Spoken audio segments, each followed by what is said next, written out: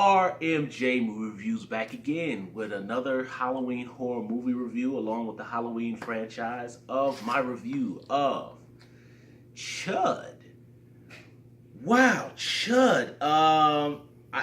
Strangely enough, people, I was a video store baby in the 80s and my pops used to take me to the video store all the time. I had never actually ever seen C.H.U.D. Ever. It was one of those video titles that I would come across on the Halloween horror aisle. In the horror aisle at the video store, and I just and there was a couple of other ones that I'll talk about later that I just never picked up. I would see it and I just kind of just kept on moving, and I never picked the film up. So either way, this was my first. I had only seen a piece of C.H.U.D. way back, I think probably in the 90s, in the early 90s on public TV back in Cleveland. It was like the Cinema 19 WOIO. I don't know if it was on the 8 o'clock movie. It might have been on the Saturday afternoon movie. I had seen a piece of it. And the only thing I remember seeing is John Hurt from Home Alone. That's all I remember. So anyway, basically C.H.U.D. tells the story of there's a very high homeless population in 1980s New York City. Daniel Stern is kind of Daniel Stern, one of the robbers from Home Alone, and John Hurt, the dad from Home Alone. John Hurt is a photographer, and was his girlfriend from an episode of Miami Vice, and the wife from Manhunter. And Daniel Stern is he's like almost like a kind of like a the I don't want to use the word manager, but he's like manager, priest, kind of runner of a homeless shelter type of area. And basically, what's happening is there's a string of missing persons and people being picked off and mangled, and the homeless population is really shook, saying that there's some unsavory things going on underneath the city, and the cops are getting wind of this, and everybody's trying to figure out what the heck is going on with these missing bodies and mangled bodies and homeless people being shook and acting out in kind of crazy ways. They want to get to the bottom of what's going on. So that ensues the story of C.H.U.D.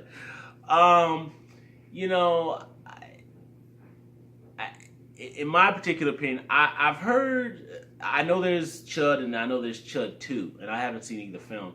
But I know I've always heard very good things about C.H.U.D.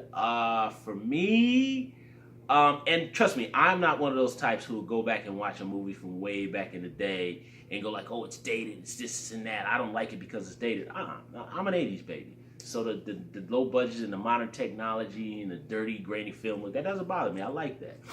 I just really think, in my personal opinion, I don't feel C.H.U.D. delivered on its premise. The subhumanoid, cannibalistic things, they're not in a lot of the movie. I'm not trying to say they had to be in the entire movie every second, but you see so little of them.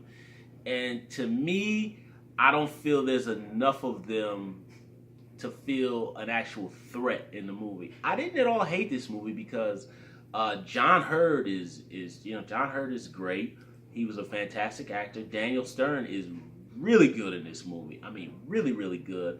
I was actually surprised John Goodman popped up in this movie. So I guess John Goodman was working his way up the ranks at that time, because he popped up in Revenge of the Nerds too. But I didn't realize playing a cop, so maybe in an alternate Quentin Tarantino, Robert Rodriguez universe, maybe this was actually John Goodman's character from Sea of Love before Sea of Love. I don't know. Probably not, because he dies in the movie, we're led to believe. But that's my biggest. And like I said, Daniel Stern, I think, is the strongest out of the cast. And this has a string of character actors that we've seen in tons and tons of movies before. Some of them passed on and gone, but you guys will recognize the faces. Everybody's good here. There's not a weak link in this cast. Everybody's good. The problem with the movie is I just don't think there's enough of the subhumanoid creatures. I'm not trying to say it had to be a gore-thon, but it would have been nice to see some of the kills on screen. A lot of them are off screen, and I don't really think they carry much impact. Um, it just I just didn't really feel it was impactful enough, and I think, at least in my personal opinion, I can tell, because this was a low budget film. You can tell by the way they shot the locations, and actually there's actually, for at least it looks like there's a fair amount of locations. I could be wrong. It probably is just two places they shot, probably the sewer, the apartment, and maybe one or two shots on the street, and that's about it. But I think one of the things I didn't like about the film is that it's constantly going back and forth, like over a period of days. And I think for this film, I think it would have worked a little bit better had maybe the first part of the first act might have started with these murders, these killings, and then it would have slowly would have went into, maybe slowly or quickly, because this is an 80s movie, quickly into the second act, where they all go into the sewer.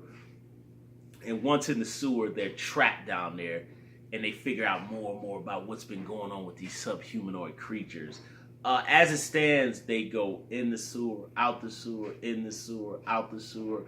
And it feels like the creatures do attack, but they kind of attack sporadically. It's really not a pattern to when they attack. And that's another thing too. And when they do come, you might just see a little bit of an arm. And all I'm saying, I understand sometimes that happens with low budget movies, but in this particular case, I just don't think there was enough here to feel the threat. But I think it would have worked better if much of what they're doing in the movie, which is talking about what's going on and to cover it up and all that, if they would have had that in the first act, and it slowly would have went into the second act, and then the middle of the second act, and then the final third act, they would have been stuck completely in the sewer. But as it stands, they're in and out and in and out and in and out. So it just, to me, the movie felt like a lot of filler to me. That's how it felt. It's fun to see, Daniel Stern, John Hurd, and John Goodman very early in their careers. But this is one of those cult classic 80s movies that me personally, I can't recommend. I just can't. I didn't care for the picture. And I actually looked up the trailer for C.H.U.D 2, and I'm really not going to watch that. Well, I'll probably watch it just because my 80s nostalgic curiosity. I'll check it out. But I definitely won't be reviewing it on this channel. If I do, it'll more than likely, it'll probably be a rant. But when I saw the trailer on YouTube for C.H.U.D 2, it doesn't look anything like this film. So I don't know particularly what was going on there. But then again, it was the 80s, so it was probably just like, let's just swoop up this title so we can sell or make a lot of rentals at the video store or whatever it was, or get a spot at the theater for like a week or whatever it was. But guys, that's my opinion.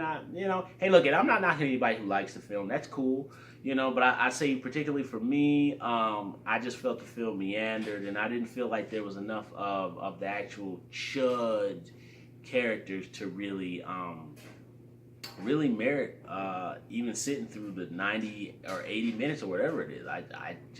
This is the one time out of all the many slew of cold, schlocky movies that I've seen in my life that I actually felt like it was just a waste of time. So I'm sorry, guys. That's my opinion of C.H.U.D.